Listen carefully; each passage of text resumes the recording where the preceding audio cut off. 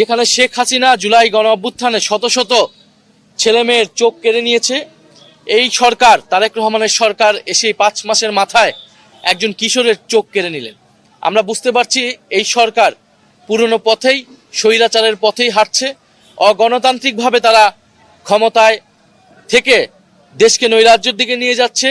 তারা গণভোটের গণরায় মানে নাই, তারা স্বাধীন পুলিশ কমিশন করে নাই, অর্থাৎ তারা সন্ত্রাস নির্ভর তারা একটি রাষ্ট্র তৈরি করতে চাচ্ছে। যেটা আগে ছিল সেটাকেই তারা অব্যাহত রাখছে।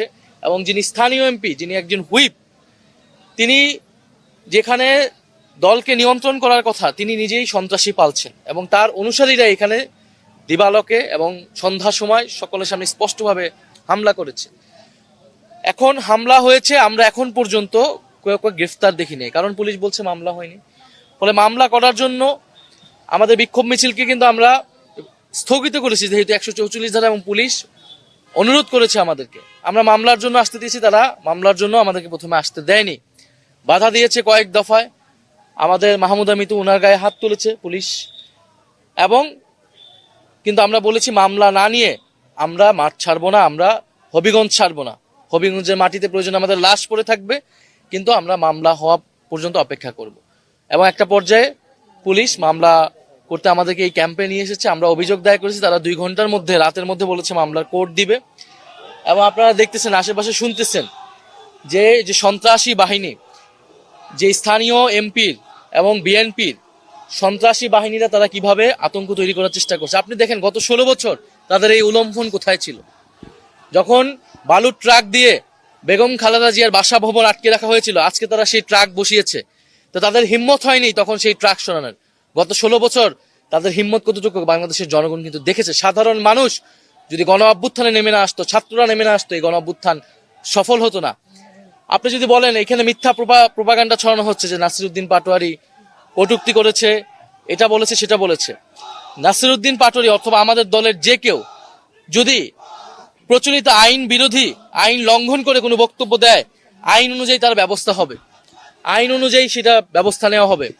তিনি যদি রাজনৈতিক মূল্যবোধ বিরোধী কোনো বক্তব্য দেন, সেটার বিচার জনগণ করবে, ভোটে জনগণ রায় দেবে, জনগণ সেটা বিচার করবে। কিন্তু ছাত্র দলের বা বিএনপির বা কোনো সন্ত্রাসী তো সেটা বিচার করার কোনো এখতিয়ার নাই, কিন্তু তারা সেটা করছে। আর যদি কটূক্তির কথা বলেন, যে এক্স প্রেসিডেন্ট, যে ফ্যাসিস্ট চুপ্পু, তিনি বর্তমান প্রধানমন্ত্রী তারেক রহমানকে নিয়ে কটূক্তি করেছেন, জিয়াউর রহমানকে নিয়ে কটূক্তি করেছেন, খালেদা জিয়াকে নিয়ে কটূক্তি করেছেন। তাদের যদি হিম্মত থাকে, তাদের যদি শরীরে পোষণ থাকে, তাহলে তারা যে সেই এক্স চুপ্পুর বিরুদ্ধে কথা বলুক, চুপ্পুকে গ্রেফতার করুক। সেই হিম্মত কিন্তু এই সরকারের নাই। যে মামলার বাদী হলেন তন্ময় তাহের রুবেল, আহ্বায়ক জেলা যুবশক্তি হবিগঞ্জের। সাক্ষী হিসাবে আছেন মাহবুবুল বাহারি চৌধুরী মুবিন, যিনি আমাদের ওইখানে পৌর মেয়র প্রার্থী, সদস্য সচিব জেলা এনসিপি, যার হাত ভেঙে দেওয়া হয়েছে, নাহিদউদ্দিন তারেক কেন্দ্রীয় সংগঠক এনসিপি, নূরে আলম চৌধুরী আহ্বায়ক জাতীয় ছাত্র শক্তি। এবং হবিগঞ্জের আমরা 11 জনের যারা একদম ভিডিওতে ছিল তাদের নাম উল্লেখ করেছি এবং আরো 100 অজ্ঞাত উল্লেখ করেছি, কারণ সেখানে অনেকেই পরবর্তীতে হসপিটালে যাওয়ার সময় হামলায় অংশ নিয়েছিল। বুঝি নাই 11 জনের নাম। এটা যখন আজকে আমরা অভিযোগটা দায়ের করেছি, এটা ভিডিও ফুটেজে বিশ্লেষণ করা হবে। তো পুলিশ যেটা হলো ওইখানে বিশ্লেষণ করে যখন মামলার কোডটা পাবো, এটা কোন অনুযায়ী সাজানো হয়েছে সেটা এখানে আমরা বলেছি। এটা যারা এখানে আছে সবাই জিকে গাউসের অনুসারী, এবং এখানে যিনি প্রধান মামলার আসামি তিনি হলেন রাজীব আহমেদ রঙ্গন, জেলা ছাত্র দলের উনি সভাপতি। দ্বিতীয়ত যিনি আছেন আরিফুজ্জামান রিয়াদ, উনি বৃন্দাবন কলেজের সেক্রেটারি ছাত্র দলের।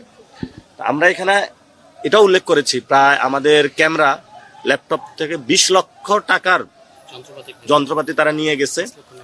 5 লক্ষ টাকা নগদ গাড়িতে ছিল, 50 লাখ টাকার একটা গাড়ি ভাঙচুর চালিয়ে দিয়েছে, যেটা ঠিক করতে হবে। এটা ঠিক করলে আমরা কিছু স্ক্র্যাচ করে দিছি ওরা। আর সেখানে যেভাবে উড়ে উড়ে তারা এসে সন্ত্রাসী হামলা করছে, এগুলো পুরো বাংলাদেশের মানুষ প্রত্যক্ষ করেছে, ভিডিও আছে। আমরা দেখবো তারেক রহমানের আসলে বাংলাদেশে বিচার প্রতিষ্ঠার সেই সদিচ্ছাটা আছে কিনা। এটা একটা টেস্ট কেস, সেই টেস্ট কেসে তারেক রহমান আশা করি যে পাস করবে।